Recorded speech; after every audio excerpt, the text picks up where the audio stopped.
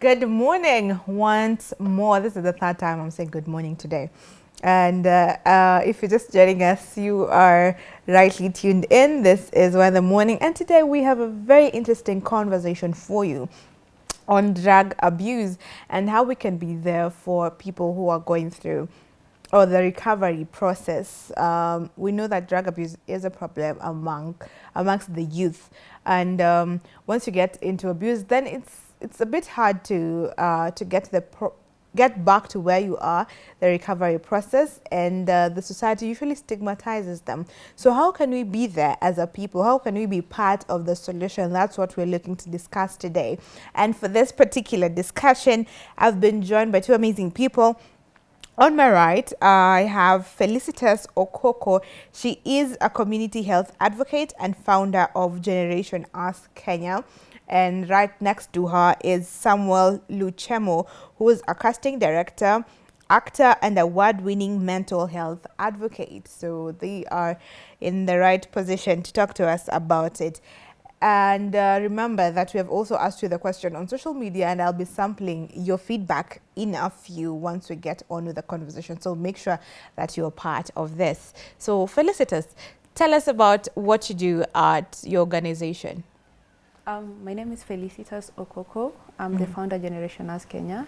So majorly we do sexual and reproductive health campaigns, community engagement, and rehabilitation. So we provide mental health counseling, we create awareness on youth-related matters. Yeah. All right. So you deal with also mental health and recovery. Great.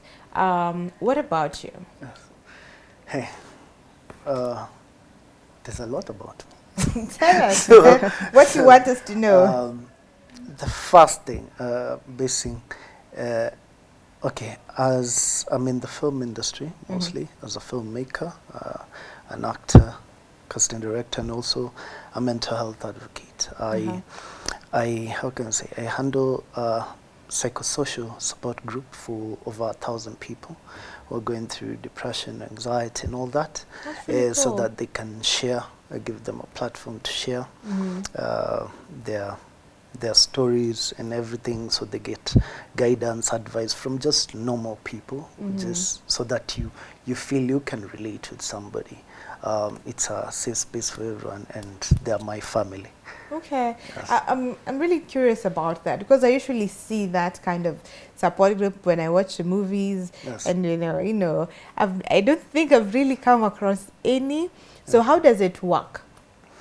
Okay, so mine, it's very personal to me. So I created it because most people couldn't get a platform to just speak, share about whatever they're going through, either at home with their friends or with their loved ones or people they love and stuff like that. So I decided to create that, and it's through somebody who pushed me to, because they knew what I do. So they thought, now just do it out for people just to see. So yeah, so I decided to do it, and then the support group began growing. So yeah. Wow. And so people come together, you meet physically? Yes, we do online and also meet physically. People have fun. This year, June, we're celebrating 5 years anniversary, and it was amazing. Okay. Yes, so yes. You got in on it early enough, because I don't think 5 years ago we were having a challenge as much as we are having now. So it's gotten worse over that period of time, and it's really incredible what you're doing. So let's now move to drug abuse, drug and substance abuse. It's a problem, as I've said during my introduction. It's a problem for many young people. And it's even worse in some regions, because when you talk about, let's say, a place like Mombasa, then it's really associated with drugs, drug addiction. We saw a documentary of a certain drug that, it really does people very wrong, and yet people are hooked to it, right? So even before we talk about us being a support system for them, now how can we what do you think we can do to deal with the problem of drug in Kenya? Let me start with you, Felicitus. In my opinion, I think that in areas where drug abuse hotspots where there is drug abuse, I think there are so many reasons that lead someone to drug addiction. So you could find that it's poverty, and they're taking it in order to bring themselves to do something about it, especially in the coastal area. You get that someone is a sex worker and they don't want to be there themselves to experience to go through the experience. So they're taking drugs to null it or to numb it. And at the same time, you get that as young people, we have normalized drug addiction, especially the drugs that are quite well known, soft drugs, not hard drugs. We have normalized drug addictions. And once you get into soft drugs, it is just a thin line to doing hard drugs. Okay. So peer pressure plays a huge part in drug addiction, and also the society where someone is, the environment also plays a huge role. I think that if we were able to uplift people in their own spaces, able to create bonds and a system that works for people personally, it will do a lot good reducing drug abuse in hotspot areas. Okay, all right, wonderful, well put. And I saw someone nodding to what you're saying, so I'm curious what you have to say about it. Yeah. When it comes to drug abuse, most people, the illegal drugs, they use it to escape, and then there are others who use the drugs to move towards something. It's either to move towards destruction or to move towards help or something of the sort. It just depends on how you perceive it. And others who get hooked to prescribed drugs, whereby you're given certain let's say painkillers. If you're given, you get hooked to it. So doctors already know they can't give you a lot of it, but people end up taking it a lot. But this usually most people don't speak about. And the more you use it, the more you become very addicted to it. And this it's like now you can't function without it. And it affects somebody's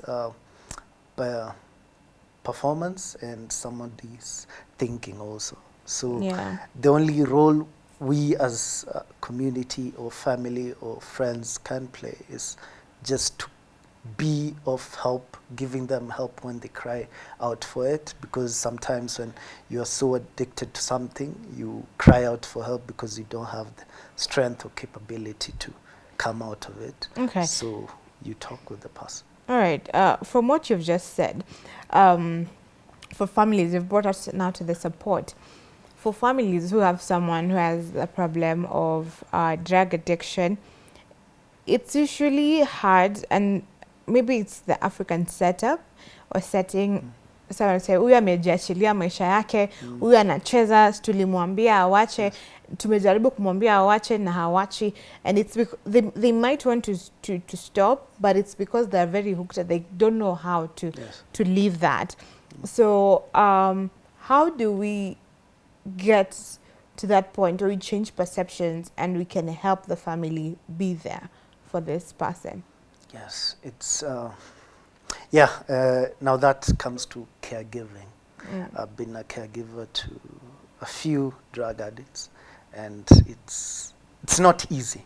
So the only thing you have to be, your mind has to be on the right place first, so that you can be of help to the other. So you first seek therapy or guidance from other people, so that at least you can help this other person.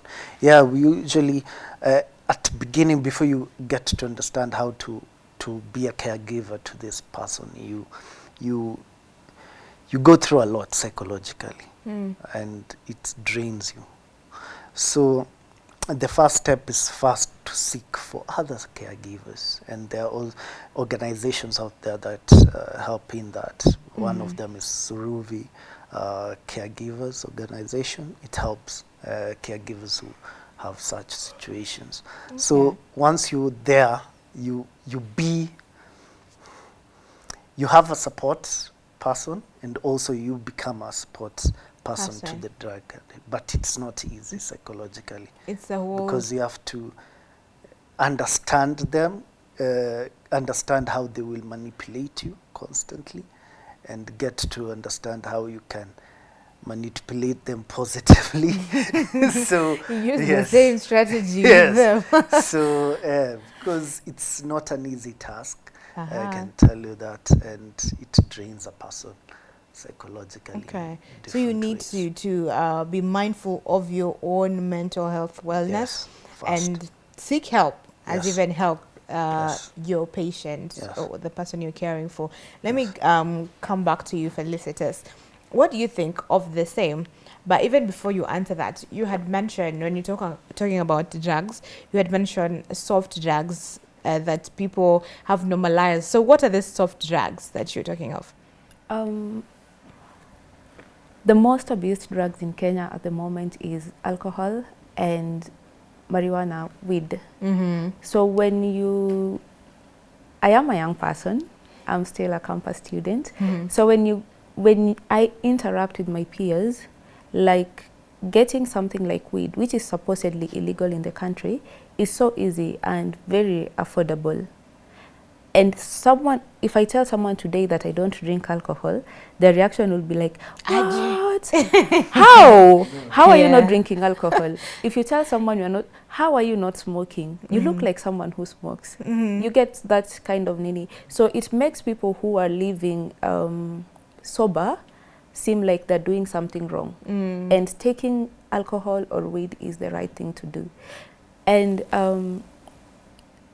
for me, I think that caregiving, when someone decides that they want to start their recovery journey, it's important to acknowledge what you can control and what they can control. It gives you perspective when it comes to your mental health and support.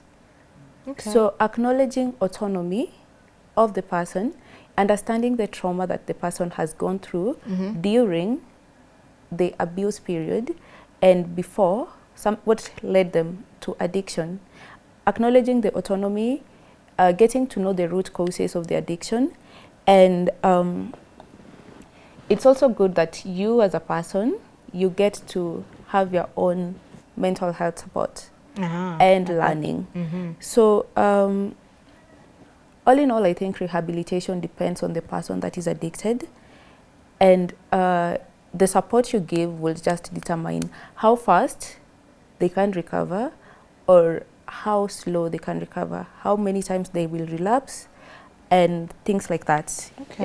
Wonderful. There's something that you've mentioned, but okay, let me just change it a bit as I ask you, Samuel, because you've had an experience, at least walking the journey with people who have had addictions. So where do you come in? Because she has said that you need to know what you can control and what you cannot control. So for someone who's in drug addiction, but is not even willing to come out of it, there are two things. You can be addicted, but you want help. But you can be addicted, but you do not think you need help. So how do you deal with this person first? That is not the easiest task ever, because most people who are substance abuse users, most of them don't think that they are addicts, and they rarely would they want to get help. So the only thing you can try is just listen to them slowly by slowly. Try plant a few seeds in their mind, just a few. Nika unaenda kwa shamba kuangusha mahindi. Kidogo tu, just kidogo. Hey, can you try this? Can you try this? It's like you're leading them towards something, but they won't really know until they end up now accepting that they do have a problem, and they would seek help. But it's a technique that you have to use very smartly, so that they don't know whatever you're doing. So how do you lead them on? What ideas are you planting exactly?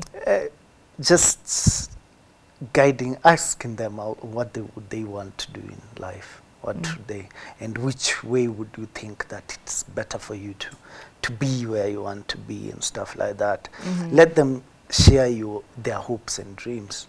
Then just ask them, hey, do you see other people who are doing this and this? Are they really getting to where you really want? Because you have a vision in life. So you see. So you're making them. Yes. So they feel that, but they, then, and then they start thinking of, what if I stop this? Would I really get to where I need to be?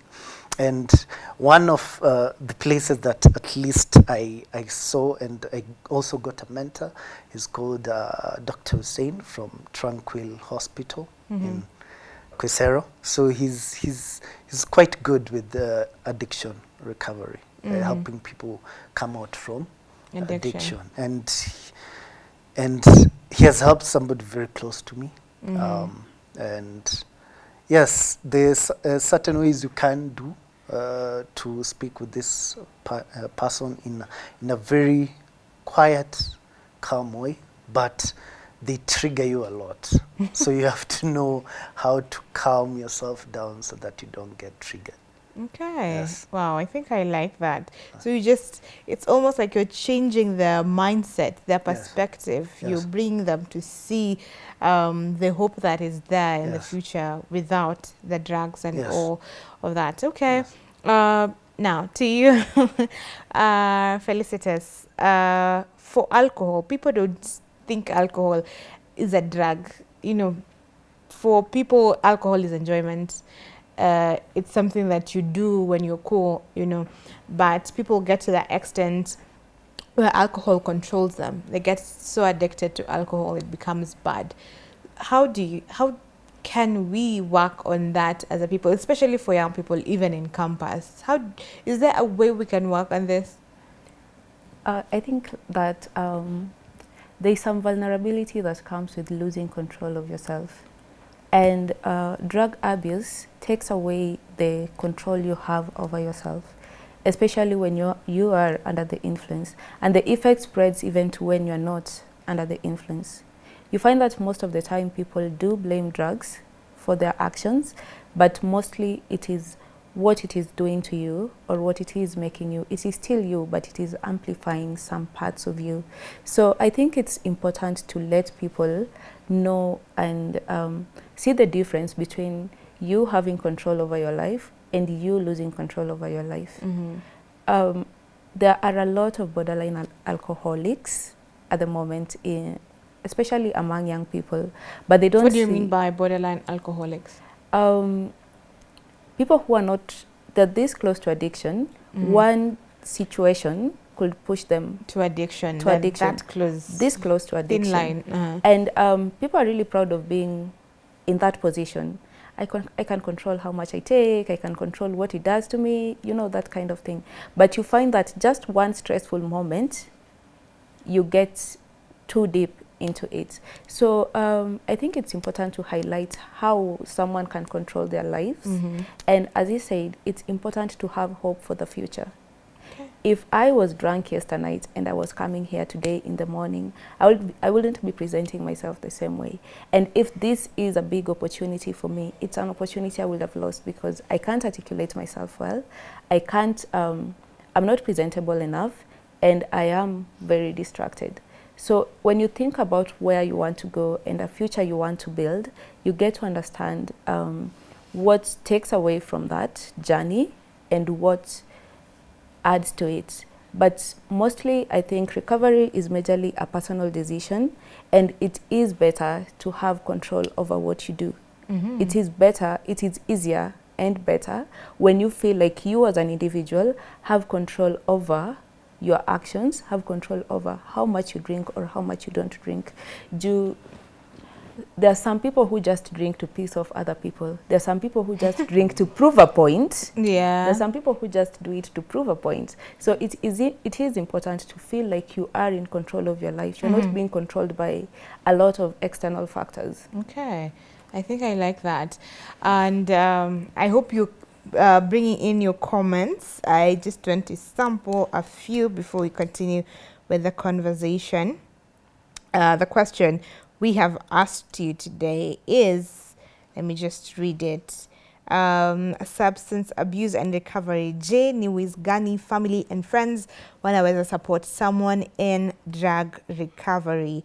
So some of the comments I'm seeing here are you guys tuning in. I don't know why it's not loading, but we have Fernandez Enzo, we have Eric Ngenye, we have Albi Mkatoliki Salano, Pato Nesh from Meru Tio, and others. So I will get back to the comments. My phone is misbehaving, but I'll get back to them. To you, Sam, let me ask you, for someone who's accepted that they have a problem with drugs, Yes. and they are willing to recover from that, so what steps are there? Now, I know there's rehabilitation center. Yes. So now, when they go to the rehab, how does it work after they get back home? Yeah. So first, most people want usually take the rehab option quickly because they just want the person to go to care. Exactly. So when you force the person, obviously they can't get rehabilitated because they're just doing it for the sake. But if the person is very willing to go and to change their life, there's no possibility of them like relapsing unless they have triggers. And that's why during those, when they're still in rehab or something, family gets to be with them, or rather they are called with friends, so that they make amends with these people, just to release the hate and stuff, because most of the time it's hate that has bottled up, so that triggers them a lot on many things, bitterness and stuff. So once they have them on their shoulder, now it's hard for them just to change. And you as a person who maybe is a trigger to them, you have to change your behavior. As much as utasema ni mtu mkubwa nini, but he's still a human being. So you have to find a way. When they come now back home, give them love, talk to them, forgive them for whatever they did. Sometimes it's not easy at all to like forgive somebody, especially when they are on that maniac episode or something of the sort. It's not easy. But if he or she is somebody very important to you, just love them, embrace them with love, listen to them, talk to them and stuff. And it helps. It helps a lot for them not to get triggered. And you rather try not to push them so much to do things that you want. Let them do what they want to be better. All right, great. What about you, Felicitus? What do you think about it? And from what he's mentioned, it's the bitterness, probably the unforgiveness, the hate that is there. I don't know. I don't think people really know how much such intense feelings that we take for granted really affect people. From a health advocate perspective, how do you think, what do you think about that? When you talk during drug and substance abuse period, there's so much that happens, both to the person who's using and to the people around him or her. So you get that they could be subjected to things like gender-based violence, they're susceptible to rape and sexual violence, etc., etc. But at the same time, you as the person who is close to them or next to them, you are also susceptible to these things, because if they do something to you under the influence, they wouldn't be able to control themselves or something like that. So when in the recovery journey, there is a lot of emotions that have been there for a very long time. You get that I may be resenting you as a drug addict, whatever you've done to me during that whole period. But during your recovery, you're starting to see where you went wrong, what you didn't do right, etc., etc. And you could start hating yourself for doing things like that. It is, I wouldn't say it is very fair to ask someone to forgive all that just because you're trying to recover, because I also have entitlement to my own feelings. But it is good to acknowledge that this person is trying to change and reinforce the positivity that they're trying to bring into their own lives. Okay. Especially if they are trying to make amends with you and not justifying their actions because it was drugs, it is, and things like that. So I think the best role that the family or the people can play is, as I said before, it's important to understand the root causes of the problem, acknowledging that addiction is a disease, and trying to separate the addiction from the person. It gives you a different perspective when it comes to support. And also, it is very good for family to try victim-oriented therapy and rehabilitation, victim-oriented rehabilitation. What's that? What they want their treatment to be like, the timeline they want their recovery to take, what they're willing to do to get treatment. It is easier for someone to embrace treatment when they're willing to do it. If they want to be rehabilitated at home and you want to force them in rehab, it won't work. The process might be harder, the process might be longer, and it will be easier for them to relapse because they don't feel supported, they don't feel the control they have, they feel like they're helpless. Okay. Yeah, so I think victim-oriented rehabilitation will play a huge role, and trying to acknowledge the positivity that people are, that the person is trying, the positive things they're trying to do, that they're trying to rehabilitate themselves better. Yeah. Okay, I love the points that you've given out, and I just want to also put it on Sam again, because now when the victim is out, the drug addict, recovering drug addict is out of rehab, and they have known, they have walked the journey, and they have known that they have wronged in this way and this way. Because I remember some few months back this year, I interviewed a recovering drug addict, and he was sharing his story with us of how he did so much wrong to the family. They're still not talking even past his recovery, because he sold the lands, you know, because of the addiction. You want to feed the addiction, and you end up doing things that you would not have ordinarily have done without the influence. So he sold lands, he embarrassed the family. At some point, he lost the mom, you know, and all that. So the family has a deep grudge with him. They don't even want to see him. And to some extent, they would be justified, because you have really destroyed us as a family. Maybe you have broken us as a family. How do they come to that point of forgiveness? Forgiving. And how can the patient also not get affected mentally, because it might affect you? Yeah, a lot of work, though. Forgiveness is a journey, and acceptance is the ticket to that journey. So if you're willing to forgive the person. Okay, let me just pause you a bit on that, and I'll get back to you, because something has been corrected on your sound. Back to you, Felicitus.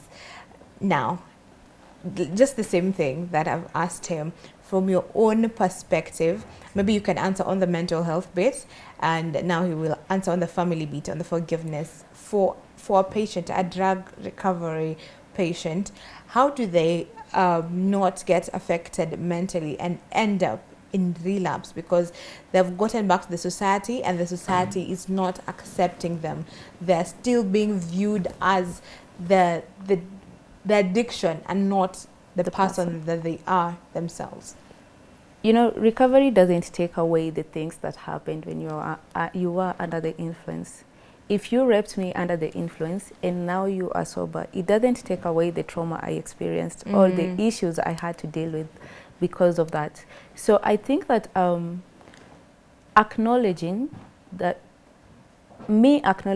you're trying to change doesn't mean I have to forgive you. It is very hard to create an ideal environment for someone to recover as a drug addict, but it is also not easy for me as someone who's been affected to recover from the situation.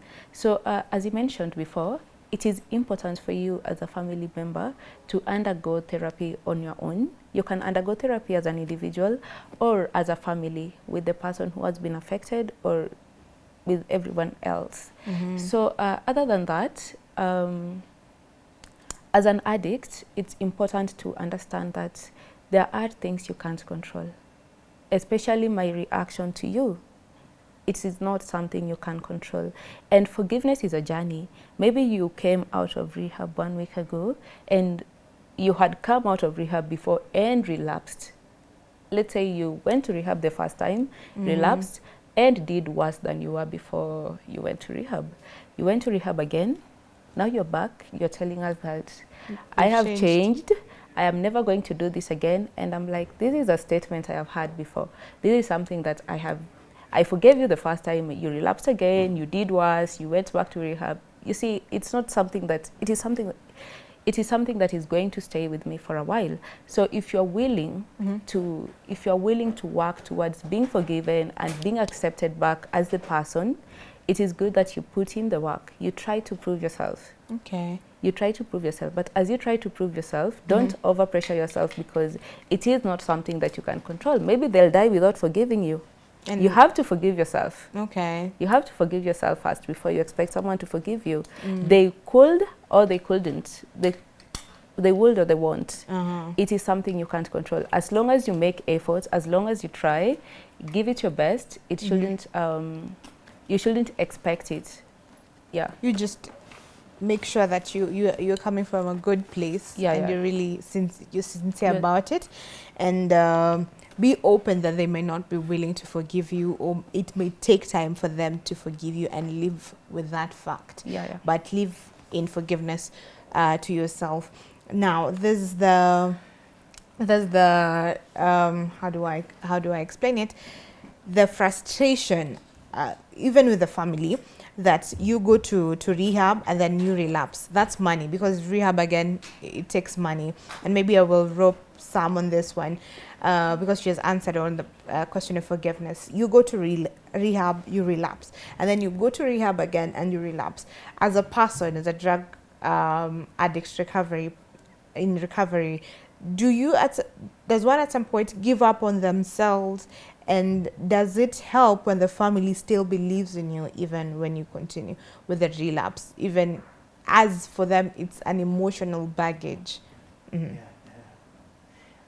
yes. So a number of times they do, the addicts do end up even giving up on themselves. And once they give up on themselves, they never see like a leeway out of it. But yes, when the family, or even one person like within the family, believes in that individual and does their best to always be there for him or her, it does help them, because there is a time they will want now to change, to be better. And as I said, there's somebody very close to me that I've been helping, and now he's being better than how it was. Yes, from the family you will find a number of people wouldn't want to forgive him or see him as a better person than he is now, but you keep on trying. You as a family, or you as the caregiver, you keep on trying the much you can. One person can make the difference of every other thing. But also the drug, the person who's addicted can come out of it by believing that this person believes in me. So I need to be better than all this. And if you really want to be a better person, then you should change, basing on whatever you want to achieve in life, because every person has hopes and dreams, but it just depends on how you cultivate them, how you water those dreams and aspirations. Are there any other factors that lead or help in the recovery process? Now, if you have one person who believes in you, is the spiritual aspect, or does it also help?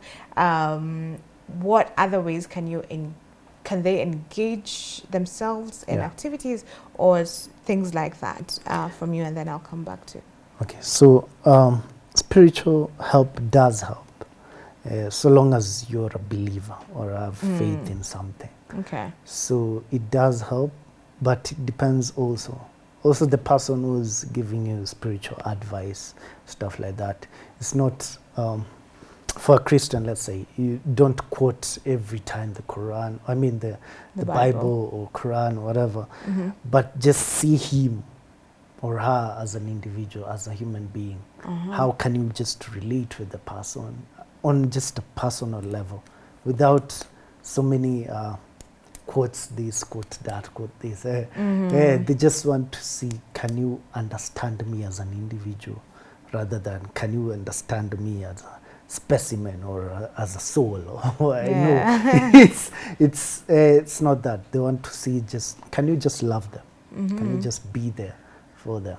And yeah, spirituality helps, but it helps only when it's coupled up with reality. So yeah, if it works for somebody, well and good. It but works there for are people others, differently. Yes, but the others, you just have to approach them differently. Because in Africa, most people, once you drag it in peleka pastor or something of the sort, and believe just prayers and whatever, it will just work. And this person doesn't even believe in whatever you're believing in, or doesn't even want to change. You know, as a Christian, I would just say God is just watching and laughing at you and waiting for you to actually see that this person needs actual help, because he gave every one of us skills to counter all this. So if you do not see it on the aspect of this person also has the strength to be better, and you as an individual can help him to be better, just to approach him as a human being rather than approach him as whatever, you're just seeing him as a bad person or whatever. It helps a lot. Okay. And that's the thing that people have to change. Right. Yes. Great points there. Do you have anything to add on that, Felicitus? Yeah. If it's okay, can I comment on his other question first? Yes. So I think there's a lot of things that are on books and are written to be supposedly work in a certain way, our cultural norms and our expectations. So when you talked about someone giving up on themselves, I don't think it's literally someone giving up on themselves. I think it is someone who is being forced to be rehabilitated, who is being forced into rehabilitation. That's why they're going there, because you expect them to go there. They're going there. When they come out, they get back into abusing their own drugs. So it is important to acknowledge that, yes, as a family, you'd want to be there for someone. Yes, as a family, you'd want better for someone. But if you do not address their root cause, if you do not get to understand them, if you do not get to their level, why am I doing this? I'm not seeing that I have a problem.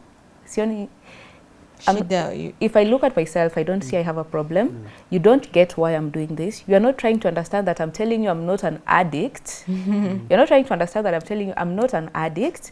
You are trying to take me to rehab every day, wherever. You are not changing my situation. Whatever got me into addiction, you are not changing it. So let's say I was getting into addiction because I was being raped over and over and over and over, and I wanted an escape. You are taking me to rehabilitation. You are not changing my situation at home. When I come out of rehab, I'm still undergoing rape. I'm still undergoing the same situation. I'm still carrying the same trauma. So I think when you talk about going relapsing, maybe try a different approach, get to understand the person, get to understand why they keep doing that. Yeah, and there is an importance in creating positive coping mechanisms. A lot of people get into drugs due to trauma, trying to find a distraction, trying to find a way to have fun. And there's so many ways that you can have fun sober. Spirituality, mindfulness, and relaxation can play a huge role in recovery, but there are so many other things that can play a huge role in recovery, like there is creative outlets, people who like to paint, people who like to create events, people who like to craft, things like that. So you get that most of the time when you talk to artists, they're like, they're painting the madness. It is an outlet for emotions. It is a positive outlet for emotions. There's also physical activities. When you exercise, you excrete a lot of happy hormones. You get to feel better about yourself. When you are engaging in physical activities, your body will look fitter, you'd look more good, gain more confidence. Feel better about yourself. Yeah, feel better about yourself. And those are just quite a few coping mechanisms. So people tend to react differently to different coping mechanisms. There are people who therapy will work for perfectly. There are people who would prefer painting their knees out, not talking about it. There are people who would prefer going to church and turning to the Bible. So, but sometimes you just get that someone is switching an addiction, a negative addiction, for a positive addiction. Yeah. Okay, so you find a better addiction that will divert you from the initial one, the harmful one.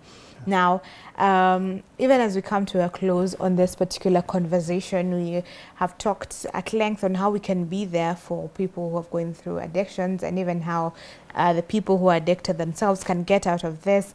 But even us, as we're here, everyone is a potential addict. You know, it's just different things that have saved us from getting there. How do we then prevent ourselves from getting to a place of addiction? Let me start with you, Sam, and then end with you as you close, as a way of closing, and anything else you want to add to that. Good. How to prevent yourself? First, just look for healthy things, exercise, read books. Sometimes you can watch movies, but depends on which kind of music or movies you watch. And also look for mentors who can guide you through that journey, or rather keep you accountable of certain things every time. Somebody will tell you the truth, because most people don't like the truth. So if you tell them, by the way, whatever you're just doing is not right, and constantly put it out there. But if you try this will be better for you and stuff like that. It helps you maintain track of what you're supposed to do and where you're supposed to be at, and having a vision for yourself in life. So you prevent yourself from this addiction by such. And if you're a person who can easily get influenced, at least stay away from the people who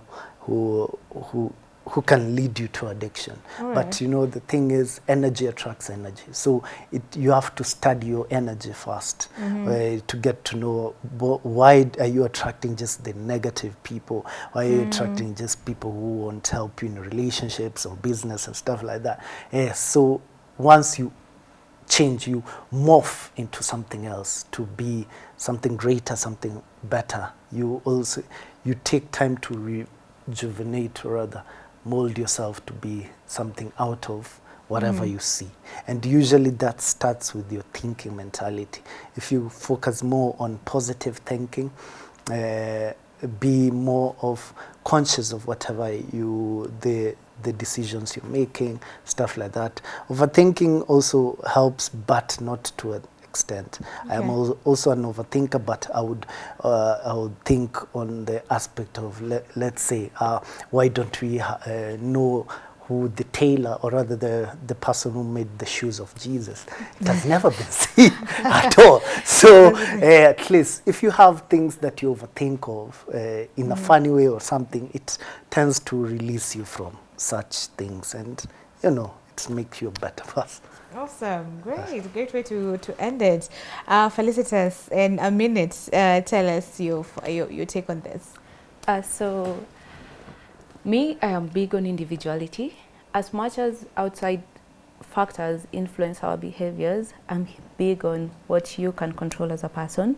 So I'd say have standards for yourself. What are your do's? What are your don'ts? What are things you can compromise? What are things you can't compromise? And be accountable to yourself. I promised myself that I can't compromise this, and I am here faced with a situation where I need to determine if I'm going to do this or not. Be accountable to yourself first. Have a positive support system, people you can be able to vent to if you have a problem, people who can help you work your way through trauma that you deal with day to day, people who can walk you through stress, and so that you don't have a backlog of emotions and issues and that you're trying to escape. You get to deal with them in time. All right. And there is importance in having a community. So as Generation Us Kenya, we have collective healing sessions where we get to share different experiences in a judgment-free zone and get to learn from other people's experiences so that you can feel that you are not insufficient. Everybody has issues, everything gets out of hand sometimes, and you just have to get a way to bounce back from it. Okay, great. Great way to end it as well. Where can people find you on your socials? You can find me as Felicitus Okoko on LinkedIn. You can find us on Instagram, TikTok as Generation Us Kenya. Generation Us Kenya. Okay. Yeah. What about you, Sam? You can find me on Facebook, Instagram, LinkedIn also, at Samuel Luchemo. And also YouTube, you can find my content based on mental health at Samuel Luchemo. So yeah, and I'll be glad to help any person who would need a psychosocial support group. Awesome. So, yes. Thank you guys. You're doing amazing things out there. So keep on, and we'll continue with such discussions because they're very necessary. We've been talking about substance abuse and recovery. Hope you've taken something from it. It's been a pleasure having your company, you joining us all the way till 10 a.m. Thank you very much. Meet you tomorrow, same time, same place. Until then, enjoy the rest of your viewing and have a great day ahead.